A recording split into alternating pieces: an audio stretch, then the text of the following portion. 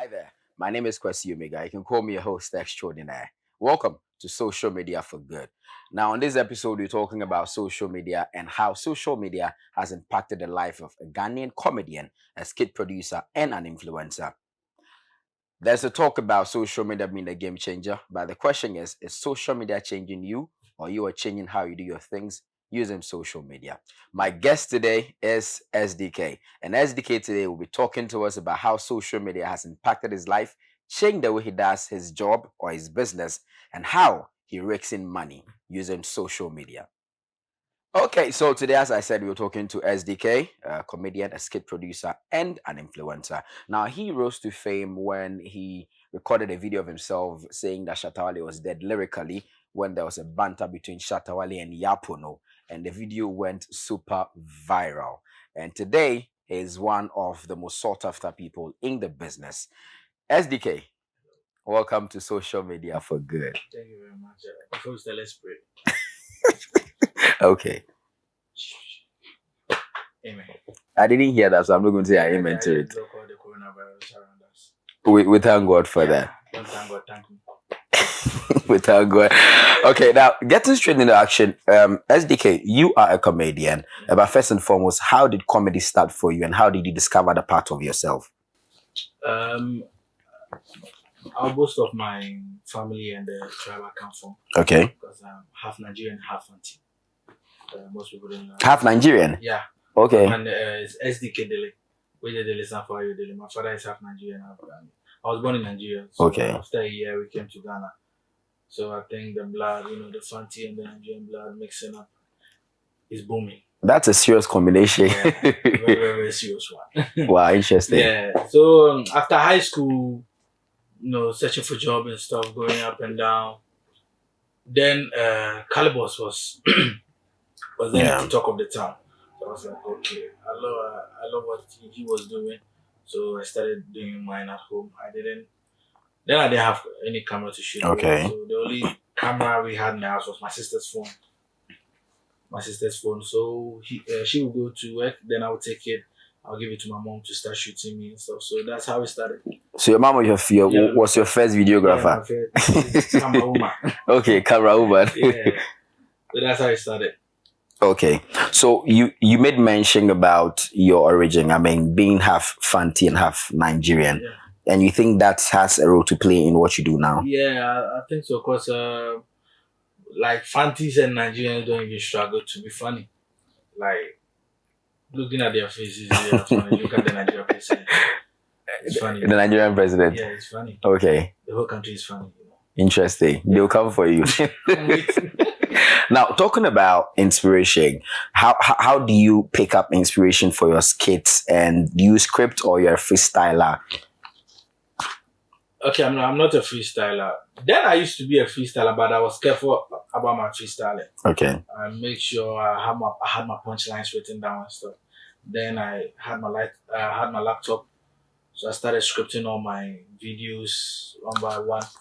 So this is how I get my videos. I walk a lot. Okay. When I walk and I listen to music, that's how I get it. Sometimes I'm lining the music. Sometimes you'll be like, okay, whilst walking, you see something around you, feel like, okay, this is okay. And what makes me get more content is the music, because whatever you do, you need music. Yeah. Whether funeral, outdoor, a wedding, whatever, you need music in it. So listening to the music makes me get more idea. Whether it's a sad music, love music, dancehall, I know, okay, this song is good. Then being natural already comes easy like that. Interesting. But when it gets to the scripting, that's where the hard work is. So being a freestyler and now someone who go by script, which of the two do you think has been the best for you?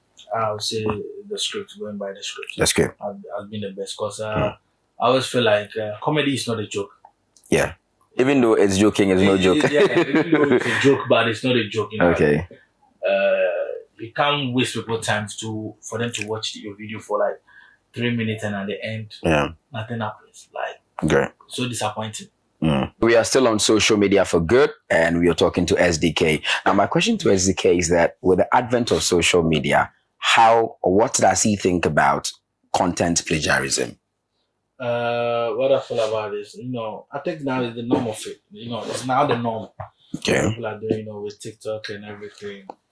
I'm someone that like originality. Okay. I feel like originality is the best. Makes you think more, makes you more progressive. But always copying people's content and producing them back, I feel like makes you stand still.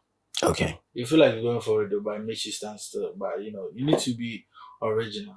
Yeah, that's why I don't like white porn. I don't watch white porn. Okay, that's fine. I like to produce my own styles. Good. Well, I think you're doing well. I've seen you doing it before. No, you've come so far. Why would you say I'm doing well? You've come this far. Far away. Okay, now without comedy, which you're making me laugh all throughout this interview, without comedy, what and who will we know SDK for? Without comedy, I'll probably be a pastor. A pastor? Yeah. Yes, I'll probably be a pastor. Taking people's money. No, pastors don't take people's money. Take people's money. I'm That's what in my pocket. Okay. Buying 1 or 2 Rolls Royce and Interesting. Yeah, and leave my children to do cocaine. Talking about children, what's the relationship with your parents like? It's just like a brother and a sister, family vibe thing. I'm so cool with them. They see me as a bro. I also see them as a sister. But I don't hide anything from them. They don't hide anything from me. So that bond has been there since my childhood. So makes the work that we do very easier for me and for them too. How were you able to convince them to join you in your trade or your craft and then put them out there on social media for the world to see? With the comedy thing, I think it's something that they really wanted to do. Okay. Yeah, because back in the days, my dad was this puppeteer in church. Okay. Plays with puppets, a puppet master. Yeah, puppet master doing plays for children. Interesting. My mom too wanted to be an actress, but I think her dad scared her. Okay. I was like, oh, don't do it. There's people who sleep with you and stuff. So technically, your parents are living their dreams through you. Yeah. Interesting. I'm a dream opener. Let's see how. Okay. Now let's talking about dream openers. Let's see how social media has opened up your dream as a person. Now, what does social media mean to you, SDK? I see it as my office. Okay. I see it as my office. Like that's where I make my money from. That's where I make money from to pay my bills, pay everything. Buy clothes and everything like that. I see that. Wow. That's my office. Okay. So I should be at work every day. And you're at work every day? I'm at work every day. How often are you on social media? Every day. Every day? Yeah. Okay. Talking about every day, we know social media is your office now. That's where you make ends meet. But how do you stay consistent, stay ahead of trends, know new things coming up, and then get your game going on the way you're doing? How do you do that? Do you have a team that helps you, or you do the research yourself, or you have a management team that handles your social media? You do that yourself? Oh, I do everything myself. Okay. But when I'm done with the content and everything, I have someone that will watch it, that will, give me his review before I bring the content out. Sometimes I ask him. I think one time I had a content about doing what if players will be really honest when they are being signed. I was doing a content about it, and I was about to use some companies, some football names and stuff. So I talked to him and see if any that's allowed. Yeah. To be illegal, any legal thing will be against me or anything. So he did that, and it was like, okay, I can do it. I just have to add that. Oh, it's a parody. Okay. I'll be okay with it and stuff. So I have that one there. Apart from that, I do everything. I script it. Sometimes location and everything. I have to look it for myself. Okay. Get people to feature in the videos and everything. You post yourself. You respond to comments yourself. You manage the page yourself. Yeah. When the girls enter the DM, you respond yourself. Yeah, it's me. It's you. Yeah, all is you. Maybe my dad. Okay, your dad handles your social media. He doesn't handle. He handles the DM. The DMs. Yeah, That sounds interesting. Yeah, he likes the girls, you know. No, is it because of the video he was teaching how to run the girl, so you allow him to come into your DM and respond to the girls? You know, it's a father-son thing. Okay. I mean, that's a serious combo. Now, I mean, SDK, let's talk about how your content is being criticized sometimes on social media and how you deal with post depression and all that things do. I mean, the things that come with your posts on social media and how people react to it and how you respond to their reactions. How do you deal with those things? Sometimes there are comments, you know, I feel hurt about it because it's not easy producing content. Okay. For my side, I feel like it's not easy. Even writing the script alone. Okay. I'm not boasting on anything. It's not easy. I don't just write the script. I do my research on it. I do everything. I think I did the betting video I did. It will be like, Charlie, this video is funny, but the research that went on was very crazy. All the gods I was mentioning inside was really, really gods that existed, that are associated to football and soccer. Wow. It's not something that I was just saying in the video. Okay. Everything that I said, I've did my research on and everything. So when you are done with that and people come back like, it will be nice. So that's why I make sure that I let someone watch it first. That's Raymond. I'll let him watch. So after he watch and give me his comments, I'm like, okay. He'll be like, okay, it'll be cool. It'll be lit. Okay, this one, share that, they be like that. But you post them. Next time, just better. Okay. But some people comments can go off the board, so I just reply you with okay. If I feel like I should delete it, I'll delete it. Okay. Yeah. If I feel like I should search for you and beat you, I'll search for you and beat you. I haven't done that yet. And I feel like I'm doing that soon. Cursing you too. I do. I have an office that we usually do cursing. Yeah, we curse people. So we are now opening a branch at Committee 1. We have a branch at Ashima. Right? Okay. Yeah. So they should bring the negative comment. The offices is open to curse them. So I mean, after your so-called office of cursing has released their curses, psychologically, does this affect you in any way? It does, but you have to be strong. Okay. You have to, because I'm like, okay, this video not the video. Go sit down, Charlie. Okay, I hear. So now what make I do? What video go? What will be the next month? So I have a list. Maybe all my videos that I do have: school, church, God, children, sex. Yeah. I have it. So I go in it. Which one will be okay? Then I select it. Then I do a research on it. What content will I produce about school that people will enjoy? Then I do it. I better it. I take like a week to write a script. A week? Yeah. Wow. Okay. I can write a punchline today. The next day, it's not funny again. What are punchlines? Like, okay, let me give you the. For my side, it's how I say the things. Okay. I'll be like, I did this one series and I was like, I told the girl, oh, I want to call my like if you're in the money haste, like you will be Kaswa. Hey, no money is Kaswa. That's right. They use names. Okay. So that's what I call. Okay. Call punchlines in it. Yeah. So very, very attractive lines. That catchy. Okay. Yeah, that's catchy that people will enjoy. So sometimes I can write something like that. The next day I feel like I'm fine. Yes, sir. What has been your biggest social media blunder and how did you recover? Blunder. I have two blunders. Yes. What has been your biggest social media mistake and how did you recover? Mistake. And anything you've done that you go to Charlie crowd?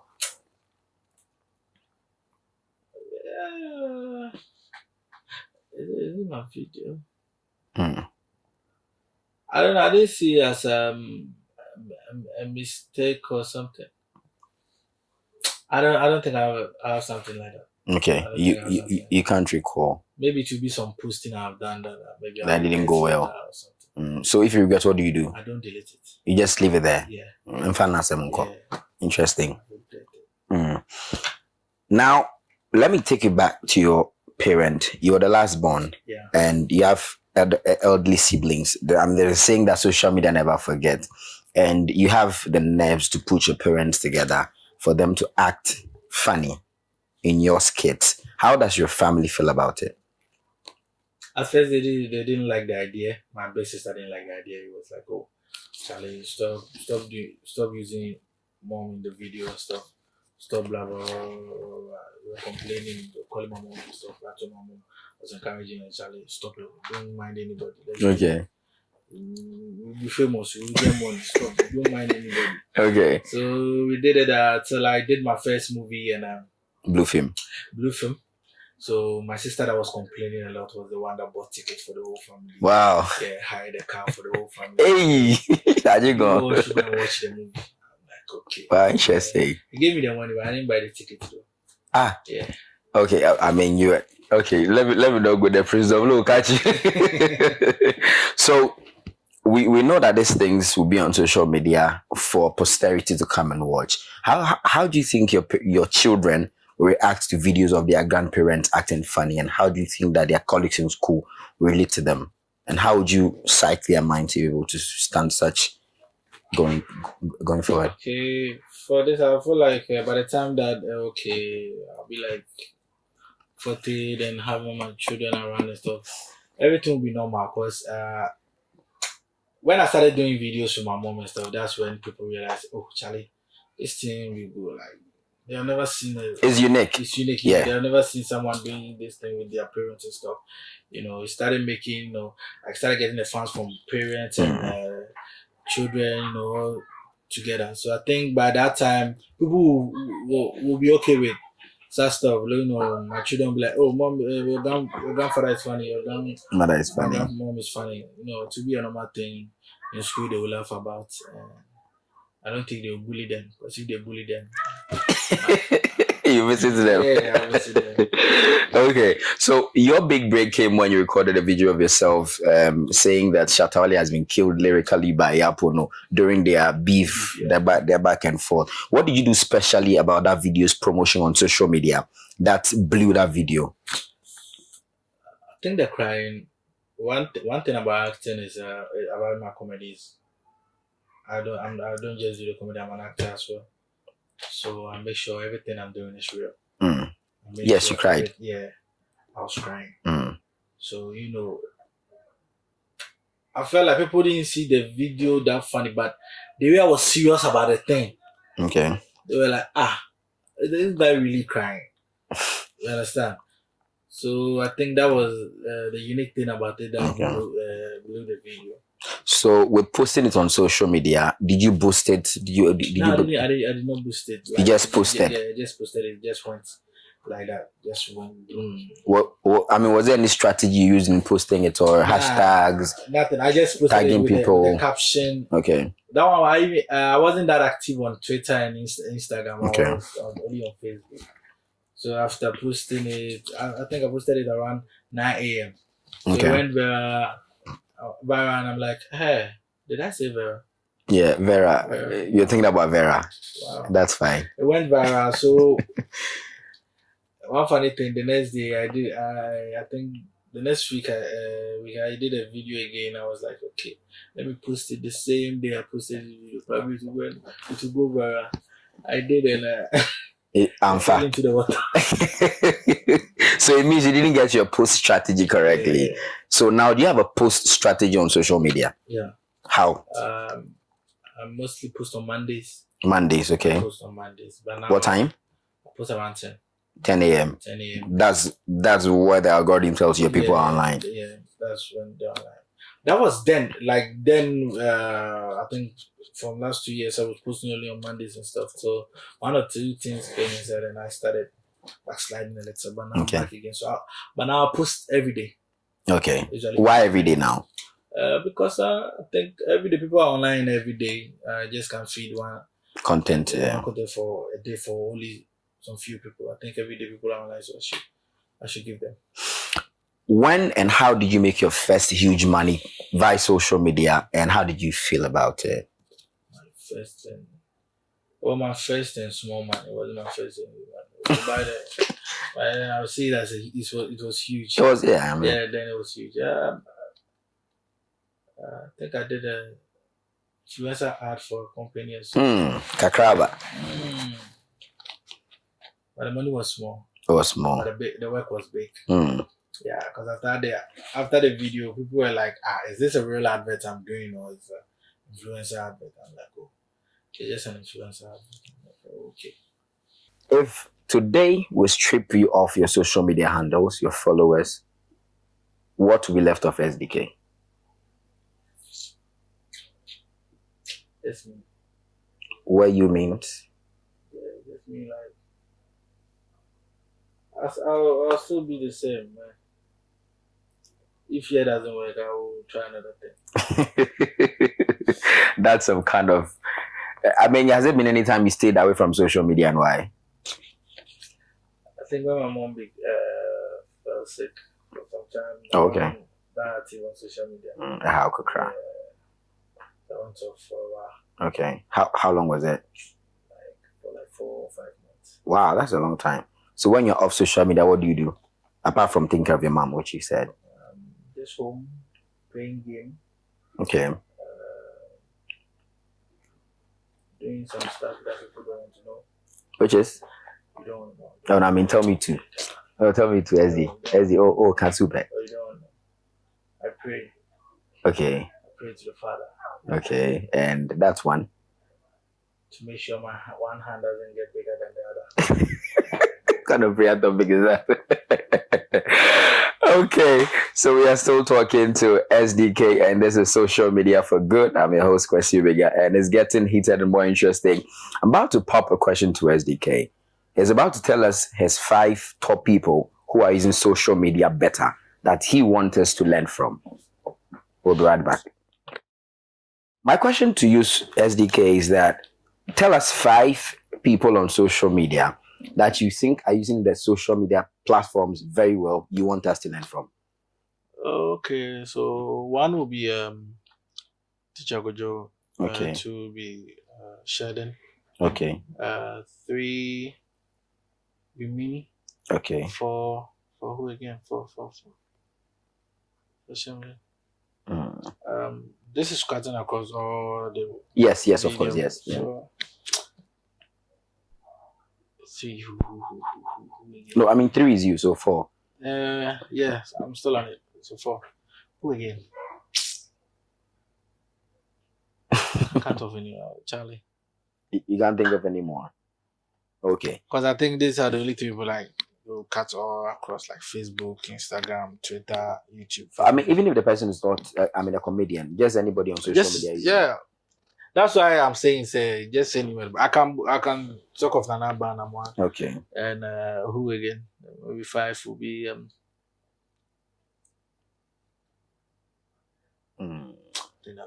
That'll be all. Number 4. 5. Let me be there again. Okay, I'm such a greedy boy. So 3 and 5 are all for you. Yeah. Interesting. If you have the opportunity to start all over again, would you still stick to social media and use social media the way you're using it now? Yeah, but I think I'll try doing being physical, like meeting people face to face. Okay. Doing my craft to them and stuff. Yeah. Stand-up comedy. Yeah, stand-up comedy and doing more of movies. Being in cinemas and all those stuff. Doing meetup. Okay. With the fans and. I mean, does that mean social media takes away the interactive part of your career, or you feel it doesn't allow you to have that full interaction with people? I think so. Okay. Yeah. So that's a downside for you. Yeah. Okay. Interesting. So my question before I let you go, tell us something about you that people don't know. Look into the camera and tell us something about you that people don't know that you want them to know only today. You don't want to know. We still want to know. You don't know. Tell us. I told you. On camera. Okay, so these are 25 things you don't know about me. Hey, I said one. We're starting the whole interview. Okay, what thing you don't know about me is I don't know. Maybe I masturbate. Maybe. I masturbate. I didn't say I masturbate. I said maybe I masturbate. Maybe you masturbate. So probably something you don't know about me. Okay. SDK, before we go, any final words? Okay, so what I love to tell people is thank you for supporting me. Thank you for supporting my work and stuff. Now I don't post the 1 minute videos I used to post again.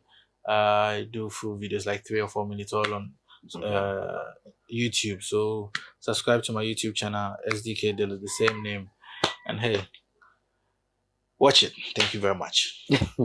Thank you very much for sparing time out of your busy schedule to join us this afternoon for this very important conversation. Why do you people keep lying? Busy schedule. You know I'm not busy.